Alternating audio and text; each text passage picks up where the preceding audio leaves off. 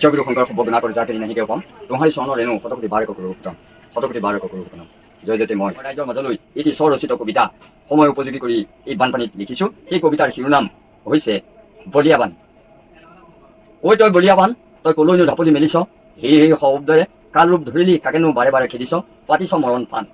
যদিও বা ই প্ৰকৃতিৰ অতি মহান দান, বাৰে বাৰে পাতিছ চান। ইবাৰ বানপানী হ'ব ধান মাহ সৰিয়হ কুঁহিয়াৰ তামোল পাণ, গৰু ছাগলী নিব উটুৱাই কান্দিব কৃষকে, বুকুত ঢকিয়াই কৰিলি উচান। নিমিষতে পলম কৰি বানে দলং ৰাস্তা ঘাট মাথাউৰি, নিলে উটুৱাই কৰিলে শশান। বুকুত ঢকিয়াই কান্দিছে ৰতনী যেন যাব বানত জঁপিয়াই মৰাণ। চৰকাৰী বেচৰকাৰী ৰাইজ বিভিন্ন আঁচনিৰ পোষকতা কৰে বহুতো সফল ৰূপায়ণ। কৰে পৰ্বত সমান নোৱাৰে জিনিব প্ৰকৃতিৰ বানক, কৰিব নোৱাৰে সমাপন। মায়ময় সংসাৰত দুখৰ উপৰি দুখ দিয়ে, বিধাতাই জীৱৰ নাই পৰিত্ৰাণ। সেয়েহে সবে মিলি একেলগে গাওঁ ভগৱন্তৰ নাম, কি পাৰ সাগৰ দৈৱকী নন্দন পুৰিও মনৰ কাম। এই ভকতৰ অসম সদানো গুচুক, মুখেতো আগুণ নাম। অ ৰাম ভকতৰ অসম সদানো গুচুক, মুখেতো আগুণ নাম। সমাপ্ত।